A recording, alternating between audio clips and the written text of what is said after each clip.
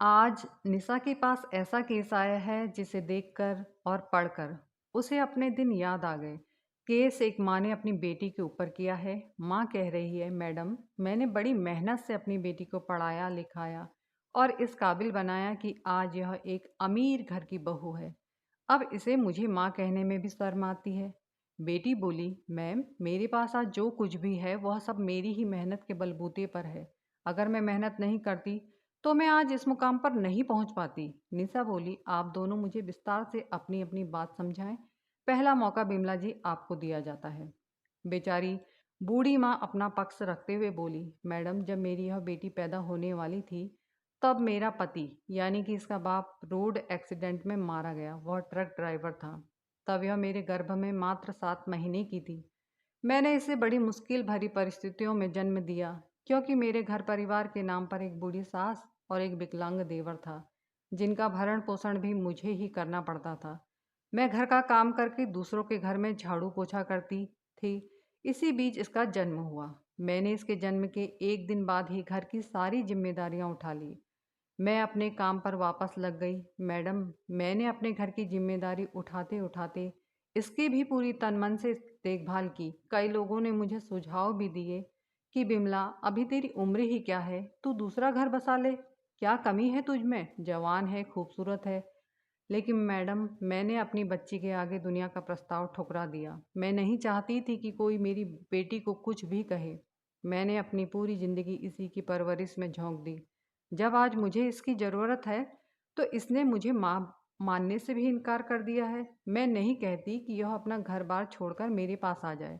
मैं चाहती हूँ दुनिया के सारे ऐशो आराम इसे मिले। बस मैं चाहती हूँ कि समाज में जो माँ का दर्जा होता है यह मुझे दे, मुझसे मिलने आती रहे, जिससे मुझे भी लगे कि दुनिया में मेरा भी कोई है।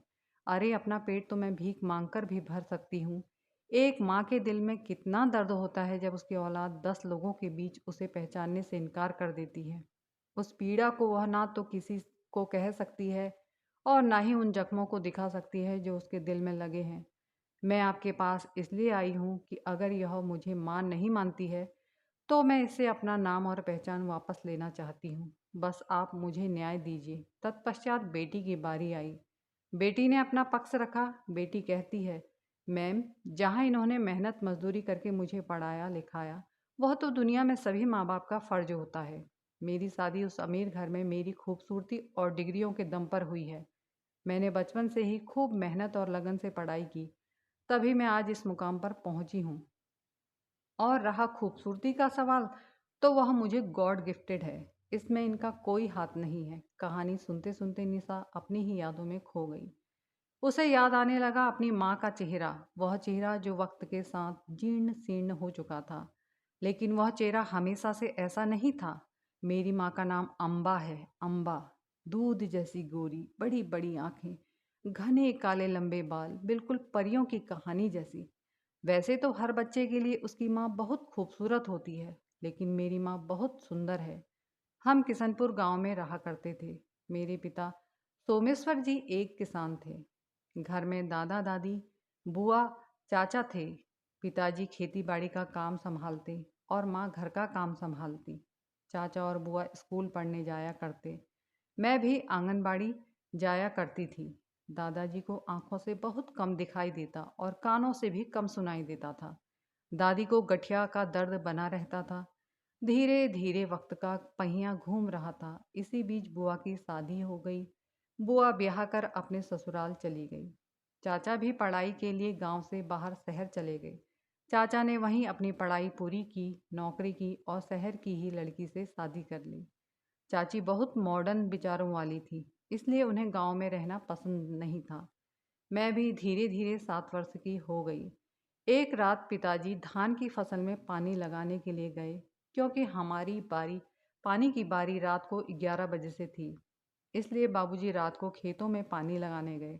धान की फसल पानी में ही होती है और जब धूप से पानी सूख जाता है तो धान के खेतों को नहर या बोरिंग के पानी से भर दिया जाता है। पिताजी सुबह लगभग 3 बजे थके हारे घर लौटे और अपने बिस्तर पर लेट गए। माँ ने सुबह जब बिस्तर पर खून देखा तो वह डर गई। उन्होंने देखा खून पिताजी के दाहिने पैर से निकल रहा है।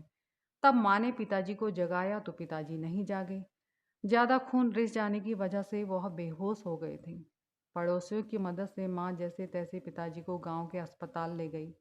वहां डॉक्टर ने माँ से कहा, आपको इन्हें शहर के अस्पताल ले जाना पड़ेगा। इनके पैर में लोहे की कील या कोई लोहे का टुकड़ा चुभ गया है। ज़्यादा देर पानी में रहने की वजह से इनके पैर में इन्फेक्शन हो गया है। इन्फेक्शन रोकने के लिए एक टीका आता है जो आपको शहर के बड़े अस्पताल में ही मिलेगा, क्योंकि वह टीका बहुत महंगा है। माँ ने जैसे तैसे हिम्मत बांधकर पिताजी को गांव वालों की मदद से शहर के अस्पताल पहुंचाया, लेकिन वहां लंबी प्रक्रिया के बाद पिताजी को भर्ती किया गया। जब डॉक्टर ने पिताजी को देखा, पिताजी की हालत बहुत नाजुक थी। डॉक्टर ने माँ को बताया, पिताजी के पैर पर इन्फेक्शन बहुत बढ़ गया है, जिसके लिए उनका पैर काटना पड़ेगा। माँ को यह सुनकर चक्कर आ गया और वह बेहोश होकर गिर पड़ी। जैसे तैसे माँ को होश में लाया गया।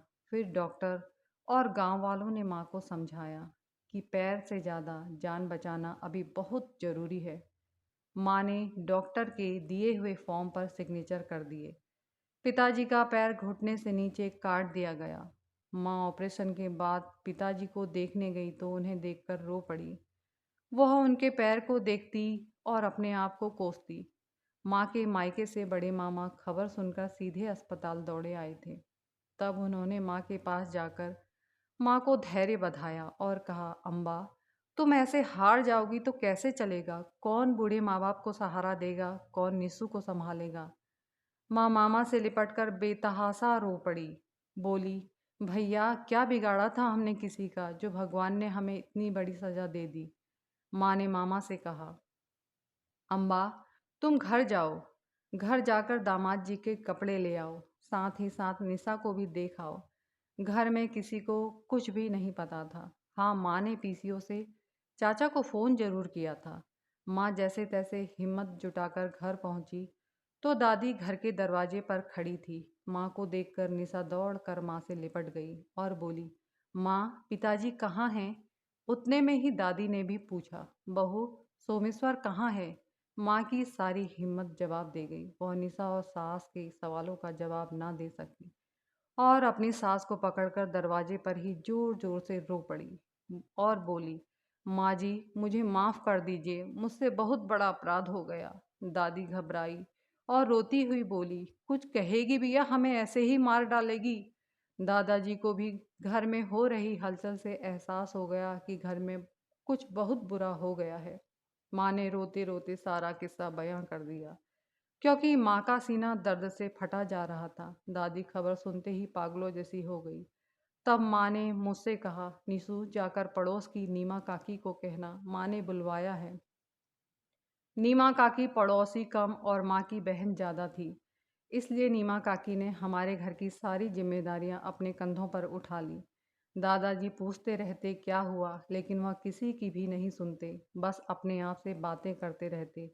घर में एक उदासी छा गई। माँ दिन रात अस्पताल में पिताजी की सेवा करती। इसी बीच बुआ भी अपने ससुराल से आ गई और चाचा भी चाची को लेकर शहर से गांव आ गए थे। माँ ने पिताजी के इलाज के लिए अपने सारे जेवर बेच दिए। घर में दादा दादी की तबीयत बहुत खराब हो गई थी। दादी को हार्ट अटैक हुआ और दादी चल बसी। माँ के लिए तो जैसे मुसीबतों का पहाड़ ही टूट पड़ा। अस्पताल में पिताजी के पैर का इन्फेक्शन बढ़ता ही जा रहा था। डॉक्टर ने कहा, अम्बा जी, अब सोमेश्वर जी की बचने की उम्मीद बहुत कम है। तो माँ ने डॉक्टर के पैर पकड़ लिए और रोते हुए बोली, साहब, जितना कहेंगे मैं उतना पैसा खर्च करूँगी। मैं अपने पति के लिए अपने आप को बेच भी सकती हूँ, लेकिन आप इन्हें ठीक कर दीजिए। कोई बात नहीं, पैर नहीं हुआ तो क्या हुआ, घर पर बैठे तो रहेंगे। मेरी बच्ची के सर पर पिता का साया तो बना रहेगा। बूढ़े माँ बाप का बेटा उनके मुंह के आगे तो रहेगा और मेरा मांग का सिंदूर हमेशा मेरे साथ रहेगा। जितनी मेहनत करनी होगी मैं कर लूँगी। डॉक्टर ने माँ को हिम्मत बधाई और कहा, अम्बा जी, आप अपना ख्याल रखिए, तभी तो आप पेशेंट का ध्यान रख पाएंगी। एक दिन ऐसा आया कि पिताजी हमें छोड़कर हमेशा हमेशा के लिए इस दुनिया से चले गए। दादी भी चली गई, पिताजी भी चले गए और घर में आए हुए मेहमान 13वीं के बाद विदा हो गए। घर सुनसान और उदासी से भर गया। चाचा भी चाची के साथ शहर चले गए। बुआ अपने ससुराल चली गई। अब घर में हम तीन प्राणी रह गए। माँ रोती रहती, दादाजी जाने क्या क्या बोलते रहते, उनकी तो बात ही समझ में नहीं आती थी। नीमा काकी ने ऐसा साथ निभाया जैसे वह माँ की परछाई हो। बड़े मामा बीच बीच में घर आते रहते थे तो उनके आने से कुछ अच्छा लगता था। फिर धीरे धीरे उनका भी आना कम हो गया। नीमा काकी ने माँ को समझाया, अम्बा, जाने वाले कभी वापस नहीं आते। वह तुम्हारे कंधों पर जो जिम्मेदारी छोड़ जाते हैं उन्हें तुम्हें निभाना पड़ता है, और जब तक इंसान जीता है तब तक संघर्ष करता है। अब अपने पति की छोड़ी हुई जिम्मेदारियों को पूरा करो। निशा के पढ़ाई लिखाई में ध्यान दो और अपने बूढ़े ससुर की सेवा करो। तब माँ कहती है, हिम्मत तो मैं बहुत करती हूँ उठने की, लेकिन नीमा क्या करूँ। तब नीमा काकी बोली, अम्बा, हिम्मत तो रखनी पड़ेगी। आगे की ज़िंदगी जीने के लिए तुम्हें अपनी कमर कसनी होगी। माँ ने पिताजी के इलाज के लिए जिन लोगों से कर्जा लिया था, वह लोग अपना कर्जा मांगने के लिए दरवाजे पर खड़े होने लगे। सुबह शाम कर्जदारों को देखकर दादाजी हल्ला करते और उन्हें लाठी लेकर मारने जाते, जैसे कोई 3-4 साल का बच्चा करता है। माँ उन्हें संभालती और कर्जदारों से माफ़ी मांगती। एक दिन माँ ने चाचा को फ़ोन करके कहा कि देवर जी, इनका इलाज करवाने में कर्जा हो गया था, इसलिए अब कर्जदार सुबह शाम दरवाजे पर आते हैं। अगर आपके पास कुछ रुपए हों तो भिजवा दीजिए। चाचा ने साफ साफ मना कर दिया। वह माँ से बोले, भाभी, आपके और भैया के हिस्से की ज़मीन पड़ी तो है, उसे बेचकर अपना कर्ज उतार लो। तब माँ बोली, आधी से ज़्यादा ज़मीन तो पहले ही गिरवी पड़ी है, फिर मैं अपना हिस्सा बेच दूंगी तो निशु को कहाँ से पढ़ाऊंगी लिखाऊंगी। तब चाचा बोले, यह आपका अपना पर्सनल मामला है, इसमें मैं कुछ नहीं कर सकता। माँ ने मजबूर होकर अपने हिस्से की ज़मीन बेच दी और कर्जदारों का कर्जा उतार दिया। अब घर में खाने के भी लाले पड़ने लगे। तब माँ ने बाहर काम ढूंढना चाहा तो निशा का मुंह सामने आ जाता था। वह सोचती कि बच्चे को किसके सहारे छोड़ूंगी। तब नीमा काकी ने बहुत बड़ा साथ दिया। वह बोली, अम्बा, तू काम करने जा, मैं निशु को तेरी गैर हाजिरी में देख लिया करूंगी और बाबूजी को भी संभाल लूंगी। नीमा काकी विधवा थी, उनके पति फौज में थे।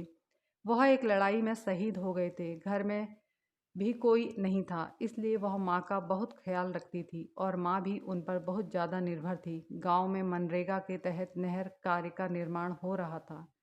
माँ ने उसमें पत्थर तोड़ने की मजदूरी कर ली। एक दिन पत्थर तोड़ते समय पत्थर का टुकड़ा माँ की आंख में चला गया, जिसमें माँ की आंख में बहुत चोट लग गई। अस्पताल दिखाने पर डॉक्टर ने कहा, अब अंबाजी इस आंख से नहीं देख सकेंगी, क्योंकि आंख में कंकर अंदर तक चला गया है। अब माँ एक आंख से ही देखकर सारे काम किया करती थी। दादाजी भी बहुत बीमार रहने लगे। एक दिन वह सोए तो सोए रह गए। वक्त का पहिया माँ के लिए ठहर सा गया था, लेकिन मेरे लिए वक्त जैसे पंख लगाकर उड़ रहा था और वक्त के साथ मैं भी उड़ रही थी। माँ को मुझे देखकर डर सताने लगा। वैसे तो उन्होंने मेरी पढ़ाई लिखाई में कभी भी गरीबी की मजबूरी आड़े नहीं आने दी। उन्होंने अपनी जी जान से मेहनत करके मुझे पढ़ाया लिखाया। मैंने इंटर की परीक्षा गांव के स्कूल से ही पास की। मेरी उम्र 17 साल हो चुकी थी और माँ काम करते करते ऐसा लगता था जैसे 70 साल की हो गई हो। 30 साल में ही माँ 70 साल की जैसी बूढ़ी लगने लगी थी। मैंने माँ से कहा, माँ, मुझे शहर जाकर कॉलेज की पढ़ाई करनी है। लेकिन माँ ने मना कर दिया और कहने लगी, अब तेरी पढ़ाई पूरी हो गई है, अब मैं जैसे तैसे तेरे हाथ पीले कर दूंगी। लेकिन मैं नहीं मानी और माँ से जिद करके शहर के कॉलेज में एडमिशन ले लिया। इसी दौरान मेरी दोस्ती राज से हो गई। हमारी दोस्ती कब प्यार में बदल गई मुझे पता ही नहीं चला। मैंने माँ के आगे राज से शादी का प्रस्ताव रखा तो माँ नाराज हो गई। कहने लगी, बेटा, पहले पढ़ाई लिखाई करके कुछ बन जा, उसके बाद तू जिससे चाहे उससे शादी कर लेना। अपने पैरों में खड़े होकर विवाह करने का अलग ही आनंद है। लेकिन मैं माँ की बात नहीं समझना चाहती थी। अब मुझे माँ दुनिया में अपनी सबसे बड़ी दुश्मन लगने लगी। एक दिन मैंने राज के साथ मंदिर में विवाह कर लिया और मैं उसके साथ उसके घर चली गई। राज एक बहुत अमीर बाप का लड़का था। उसके पास किसी भी चीज़ की कोई कमी नहीं थी। वह खुद भी अपना अच्छा खासा पैसा कमा लेता था। हमारी ज़िंदगी हंसी खुशी चल रही थी। एक दिन मैंने माँ को बाजार में फटी हुई साड़ी में देखा तो मुझे बड़ी शर्म आई और मैं माँ को अनदेखा करके आगे बढ़ गई।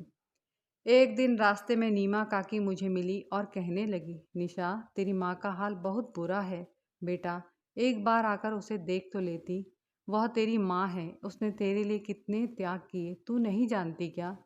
लेकिन मैंने नीमा काकी की बात सुनकर अनसुना कर दी।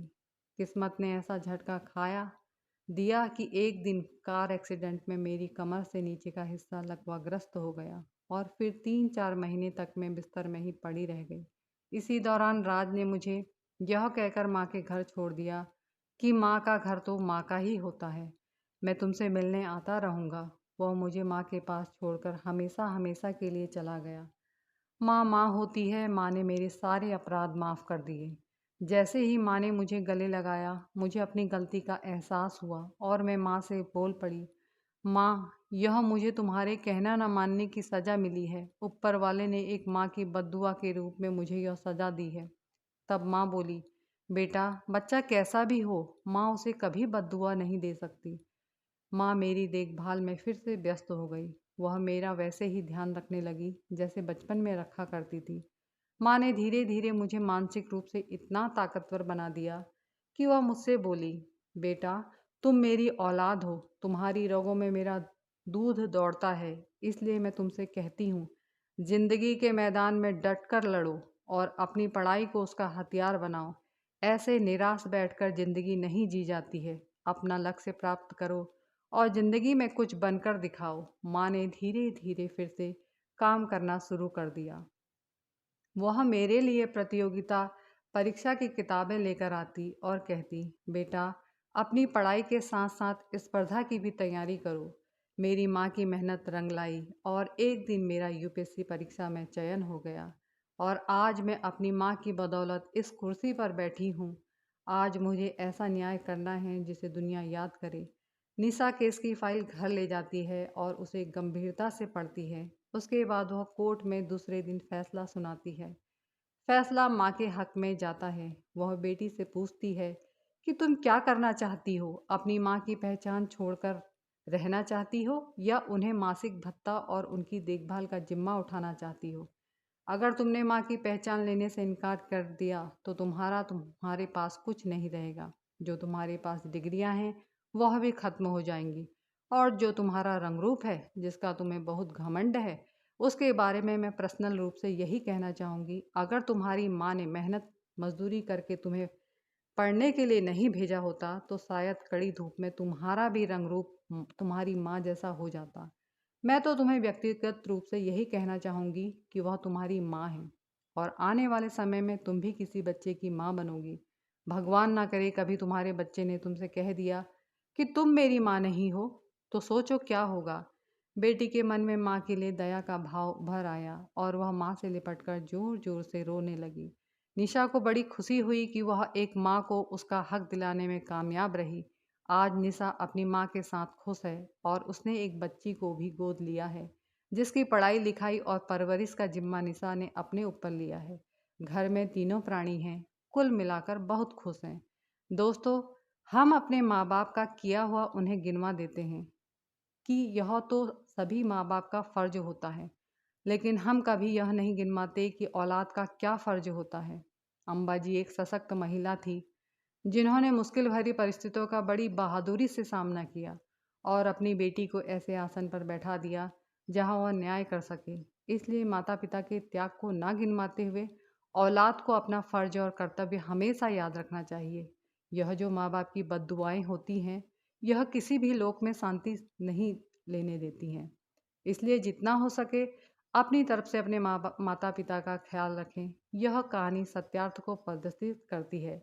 कहानी देखने व सुनने के लिए आप सभी का तहे दिल से धन्यवाद। अगर आपको मेरा यह छोटा सा प्रयास पसंद आया है तो कष्ट करके मेरे चैनल को सब्सक्राइब करना ना भूलिएगा। साथ में लाइक का बटन अवश्य दबा दीजिएगा। अपनी राय कमेंट बॉक्स में अवश्य लिख भेजिएगा क्योंकि मुझे आपकी राय का बेसब्री से इंतज़ार रहता है। अगर कहानी थोड़ा ज़्यादा ही पसंद आई है तो अपने दोस्तों को शेयर करना मत भूलिएगा। दोस्तों, मेरे द्वारा लिखी गई कहानी अन्य चैनल चोरी करके डाल रहे हैं, इसलिए मेरा उन सभी से हाथ जोड़कर निवेदन है कि कृपया करके दूसरे की मेहनत बर्बाद ना करें। बहुत मेहनत लगती है कहानी लिखने में, जितना एक माँ को मेहनत लगती है बच्चे को संवारने में, बड़ा करने में। यह कहानी मेरे दिमाग की उपज है, जैसे बच्चा माँ के शरीर की उपज होता है। इसलिए यह कहानी मेरे बच्चों के समान है। कृपया करके मेरे बच्चों को मुझसे ना चुराएं। धन्यवाद।